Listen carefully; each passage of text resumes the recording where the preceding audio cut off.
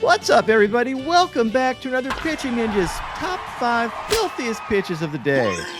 I only have one honorable mention today. It's Aroldis Chapman for these heaters and this slider and then the stare into the Angels dugout.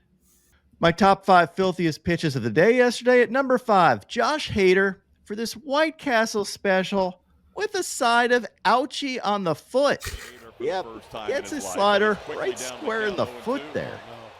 At number 4, Charlie Morton for these wicked curveballs. I mean, look at the movement on these, like 3,200 RPM curveballs. And he also nearly picked up another HBP swinging strike. This was not called a strike. I would have rung him up. Charlie does this all the time. He's so filthy. He had 3 Ks in 5 innings. He did give up 3 runs. I don't care. At number 3, Carlos Rodon for his 5 Ks and 6 scoreless innings, giving up 4 hits. He had these sliders and picked up a sword, a solid outing from Carlos Rodon. At number 2, Chase Burns for his major league debut. And what a debut it was. His first 6 outs of the game were all strikeouts. His fastball and slider combination is going to be a problem for the league. He had 6 whiffs out of 15 swings on his sliders and 6 whiffs on his fastball. And you can see from these overlays why that stuff is so filthy. Here are a couple of overlays of his fastball and slider. Look how well these things tunnel. As a hitter, you're forced to make a very quick decision. And if you guess wrong, you're going to look kind of stupid. His fastball is up to 100.1 miles an hour. He had induced vertical break up to 21 inches on those fastballs because he has a very high spin rate on his fastball, up to 2,800 RPMs. He averaged 2,650 RPMs on his fastball. That average would put him second in MLB in spin rate on his fastball. His slider was up to 2,913 RPMs. He had 8 Ks in 5 innings, did give up 3 runs, but no walks. He's going to be a problem, Will. A good problem for me, not a good problem for hitters, though. What do you think? I mean, you can't get too much more electric than striking out your first 6 outs in the majors, including Aaron Judge and the Yankees. He did something very memorable, and they got the W. I gave it an A, Ninja. Not an A+, but I gave it an A. Yeah, I agree. The beginning was absolutely flawless. He wanted to face Aaron Judge, did, and K'd him. Like, it's just kicking your career off on such a great foot. He's a friend of the show, and we're a friend of Chase Burns. And at number 1, Garrett Crochet for all his stuff yesterday. These painted fastballs, these wicked sweepers, these nasty cutters, picked up 10 strikeouts and 7 scoreless innings, giving up 3 hits. I almost gave the number 1 spot to Chase Burns, but I cannot ignore what Garrett Crochet did yesterday. Just outstanding. And now on the Ninja notes, Jacob Latz had 4 Ks in 6 innings, giving up only 1 hit and 2 runs.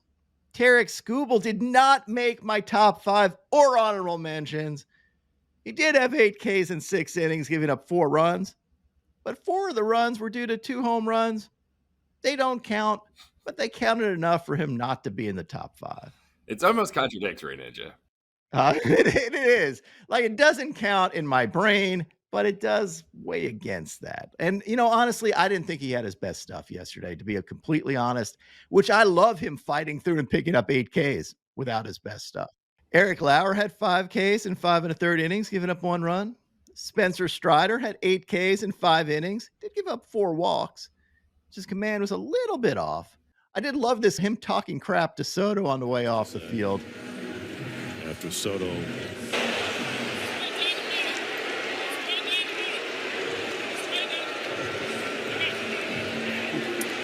He was just kidding around, guys. He knows this pitch was not middle. He faced Frankie Montas, who had 5 Ks and 5 scoreless innings. Ryan Nelson had 7 Ks in 5 innings, giving up 1 hit. That 1 hit was a home run, so it doesn't count. Freddie Peralta had 8 Ks in 5 innings, giving up 3 runs. And Abner Uribe closed this game out with 3 Ks. Taj Bradley had 4 Ks in 6 2/3 scoreless innings. He faced Chris Bubich, The opposite of Jock Itch, who had 8 Ks in 6 innings, giving up 2 earned runs. Framber Valdez had 3 Ks and 7 scoreless innings. He faced Ranger Suarez in a pitcher's duel. Ranger had 7 Ks and 7 2/3 innings, giving up 1 run. Justin Robleski had 7 Ks as the bulk guy for the Dodgers in 5 innings. Tyler Anderson had 5 Ks in 4 2/3 innings, giving up 1 run. And Robert Suarez ended this game for San Diego with this dirty changeup. Ninja Tay, we're kicking off the corner in Cleveland, where George Springer spanked a 2-out granny to stomp on Chief Wahoo's grave and put this one out of reach in the 8th as the Jays won by 4. Next, of course, we're headed to Newburgh, Oregon, where Asher McBride was served up a bagel and hit the absolute cream cheese out of it, 461, for his first career jack in a Pacific Northwest slugfest. Next, down to H-Town, because Cooper Hummel was the sole difference in a pitcher's duel with the game-winning whack in the bottom of the 8th of this 1-0 Astros W. Over to Baltimore, where the Orioles had a buffet of jacks. Being no-hit coming into the 7th, down 4-0, Gary Sanchez eats a 3-run sandwich. Then Ramon Urias enjoyed an Apo taco to tie the game. And then the Titan, Ryan O'Hearn, with some pulled pork, back to dramatically take the lead, only to get their hearts ripped out and lose in the 10th. But this was awesome at the time. But speaking of getting hearts ripped out, Ninja, Christian Moore single-handedly removed my ticker, along with Garrett Crochet's, with a pair of pimp jobs of paramount importance, a game-tying solo shot in the 8th, and a walk-off come-from-behind 2-run shot in the 10th.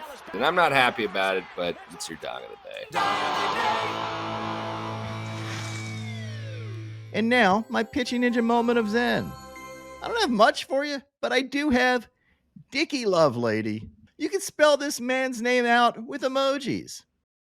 My picks of the day today, I'm going to take Jacob Mizorowski in the velo prop at FanDuel for 101 miles an hour or more. I think he's going to be fired up, wanting to show supremacy over Paul Skeens, and let's see his best bolt.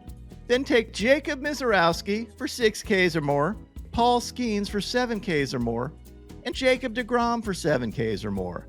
And then I'm going to add in my 30% profit boost token from FanDuel to boost my profits by 30% on this parlay.